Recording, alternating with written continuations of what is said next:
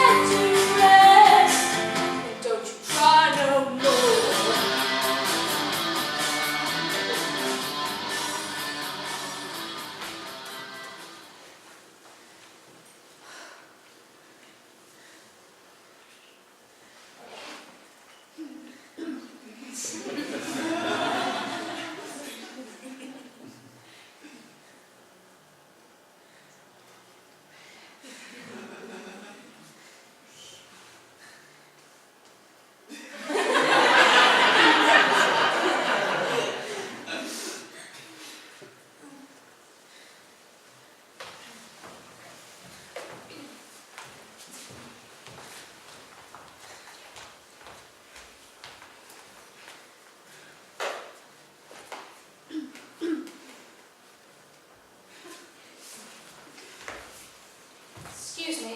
Hi. Yeah, I know this is kind of awkward, but I just want to let you know that your Lunar Lovegood cosplay is just so good. Thank God you said Lunar Lovegood. So many people have come up to me today and said, nice to hear a Stormborn. Oh, no, but they're just... they're like completely different characters. I think they're dressed differently. And Hello, with a wand. I have a wand. Look at the wand. The wand tells all, really. Anyway, I'm Jess. I'm Jenny. Hi. What are you cosplaying? This is my Man's A cosplay.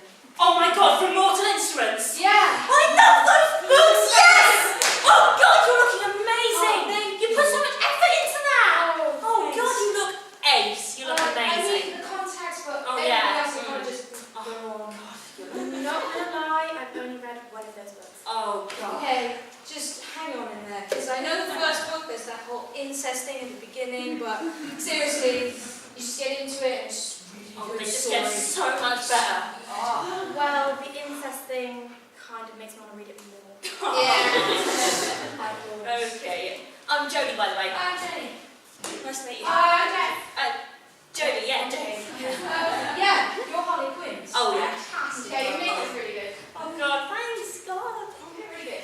You look amazing too. I always loved Lunar Lovegood. Thank you. If you don't mind me asking, why did you dress as Harley Quinn? Well, Harley Quinn first appeared in September 1992, the exact month and year I was born. Yes, and I'm a natural blonde, and I did psychology in college. We're twins. She's We're twins. Just stop. Stop. Oh God. And how about you? Why did you choose to cosplay as Luna? Well, she's just like really important, really. I mean, so many people can relate to her, including me, so I was just like, just want to be here for a day. Yeah. God. Why Magnus Bay? Well,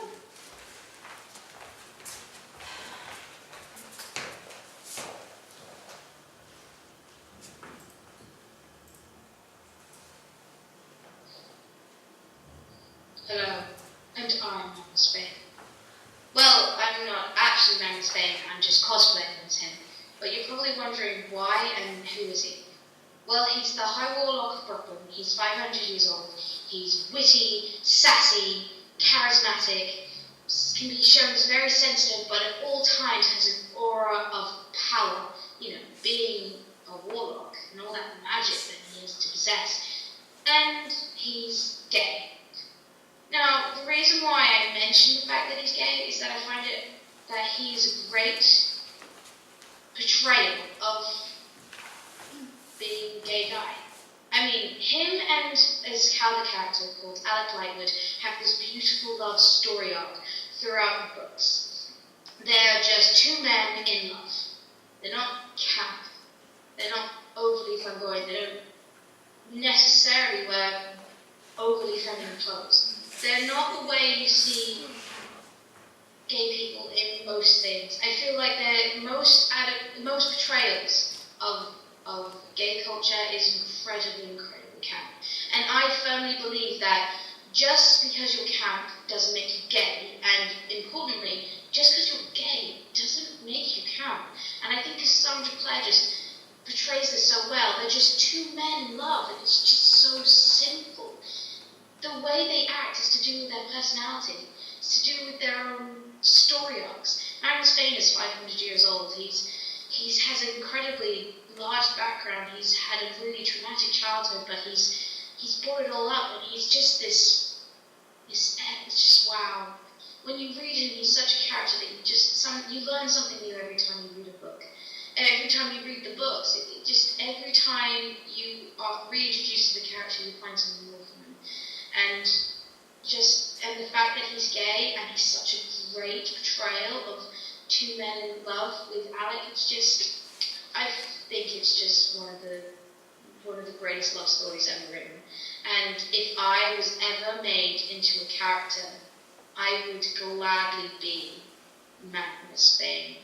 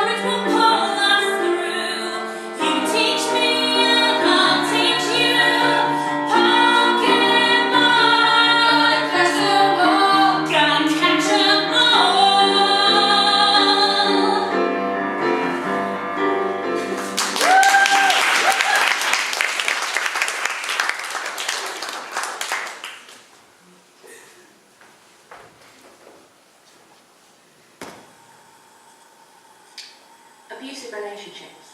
Very effective, wouldn't you agree, Bats? That's a line Joker says to Batman himself on the subject of his relationship with Harley Quinn. Now, people ask me why I choose Harley Quinn to cosplay, and I tell them that it's because she was born, well, when I say born, she appeared in the same month and year as I did. Well, there's a little more to the story than that. This contains a few sensitive stories, so if you don't want to hear this, if you don't want to see another side to me, you might want to look away. When I was 12, I met a guy, well, let's call him Guy, shall we?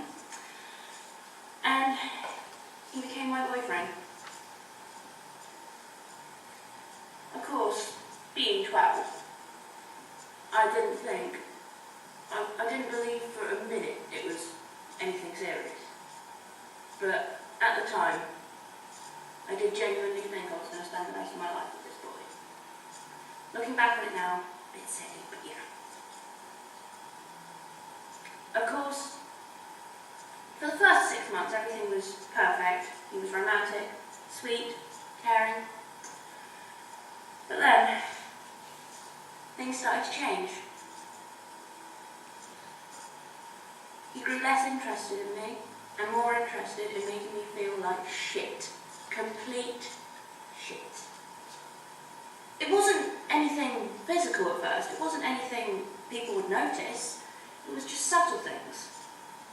Like ignoring me and just basically not treating me the way he used to. It was more emotional and psychological back then. I thought I'd done something wrong and he let me believe it. Then it started. The name called me. He would call me useless, call me ugly, call me fat. He'd say I was the best he could ever do. He was the best I could ever do, I think, of course. And it hurts. But not as much as what happened next did. After, say, a year or so of being together, Guy grew physically abusive. He would pull my hair. He would hit me. He once even had me up against the wall with his hands around my throat. All this for a 13-year-old girl.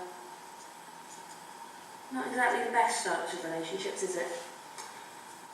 But then, he got caught by his own mum. She helped me to get out of there. It's always nice to have some support. For the next few years, I was too scared to go near a boy.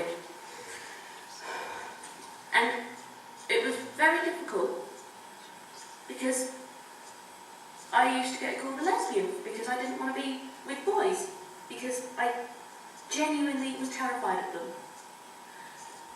And then it happened. I was 17. We were at a rehearsal